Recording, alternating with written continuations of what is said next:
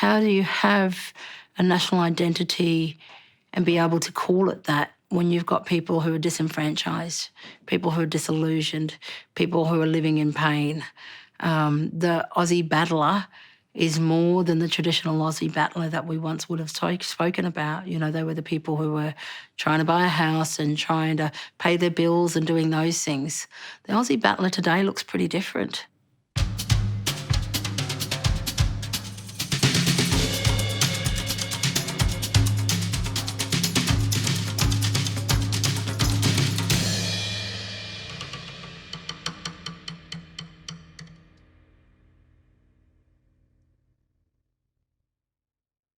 There is no single and fixed national identity for Australia, or perhaps for any country, but particularly not for Australia.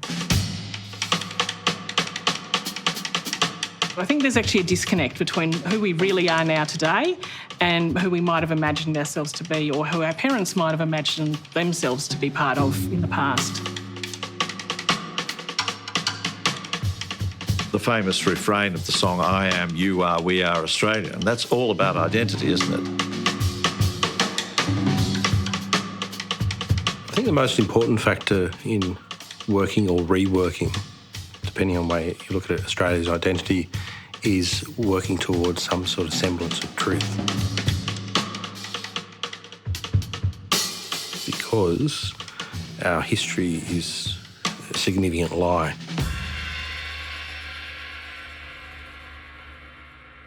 Our national identity, such as it is an unfurling and becoming type of identity. It's shaped by what has come before, how that's been incorporated. It's shaped by the profile of who makes us up now compared to what it was then. And it's also made up of the sort of decisions we make. That idea of identity, which has been very helpful to us in lots of ways, because among other things, it helps us to accommodate the idea that we can come from diverse origins and can find a sense of ourselves in the eyes of others. At the turn of the century, the Australian flag was very important to people, but it was something that you put on a flagpole and you saluted. Now, increasingly, if you've noticed, the flag is something that you wear. You put it on a T-shirt, and so it becomes part of you. And it can, of course, have an ugly side. If I'm wearing the flag, I can be gesturing towards other people who we think are not as Australian as we are.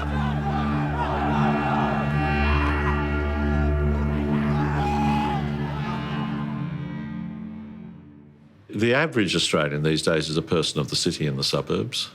There was a time, I think, in the post-war period when the suburbs too were a place for pioneers. We built our own houses. That's less and less true. I think that the Australian battler now is likely to be somebody who's working in tech. So the connection between the virtues we celebrate and the way we actually live, I think, has become much more tenuous. So this notion of Aussie battler, I mean, who's an Aussie battler? The new Aussies, the new people who are welcomed into Australia and given their citizenship every year, they're an Aussie battler. If we're going to use that term, we're all Aussie battlers. Some of us are battling pretty tough over some issues. And, you know, the notion of Aussie battler, as I remember it growing up, was we help each other out. But maybe we're not that anymore. Maybe we've lost some of that notion. Alongside the notion of the Aussie battler came the notion of mateship and helping, I think. And that's something where I think we're struggling. National identity or national character, it's a really problematic thing. There's a wonderful historian, Tim Rouse, who once described national character as being like, in Australia, as being like an empty box. And in different ages, different politicians or activists have put different things into that box depending on their ideologies and their politics and their purposes. And so it's deeply problematic because almost anything can end up in that box and can then be used to make almost any political argument. From the Indigenous Australians arriving here 60,000 plus years ago, to Europeans coming here 200 years plus, and then all the waves of migrants since. We're a fusion nation, so talking about a single national identity or national character just doesn't work, because we're this wonderful, complex, rich amalgam. Each of those groups of migrants brought very different cultural impact into Australia and added to the combined culture and the combined identity of who we've made up today. There's this wonderful contradiction in Australia that we present ourselves as this welcoming, tolerant, generous society, and yet historically we have always been deeply resistant to the other and to others coming to our shores who don't look like what we perceive us to be. I do admit that Australia has done a great amount of work to welcome newcomers, but every now and then, regardless of how welcome you feel, you're reminded that you're different. No matter how much you've contributed, no matter how much you have sacrificed, that you are the other.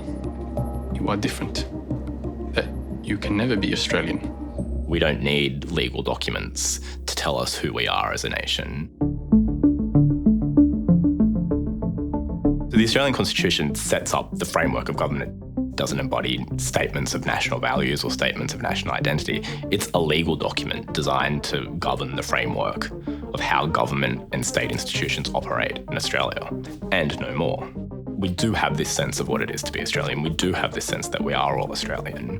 What it is that makes us think that we are all Australian is a really complex issue, and perhaps it doesn't necessarily need to be fully articulated. Perhaps the idea that we do view each other as being fellow Australians is sufficient. I think there's something about our history as this sort of European enclave in the Asia Pacific from the late 18th century, and how we then have to manage that tension, both in terms of our original Indigenous inhabitants, but also in terms of who wants to come here. When we look at the symbols that people celebrate today, like a celebrated type of nationhood like Australia Day, that's another imagined falsehood. So on this so-called Australia Day, 26th of January, we are celebrating the occupation of our territories around Australia, our collective territories, which is an insult, and that's why that date does need to change. Are we really that invested in the date itself? Can we not pick a different day as a day of celebration for who we are as a country, all of us? Utilise the date of January 26 to acknowledge the struggle, acknowledge that not everybody's come along on that same journey of achievement and that it's come at a cost.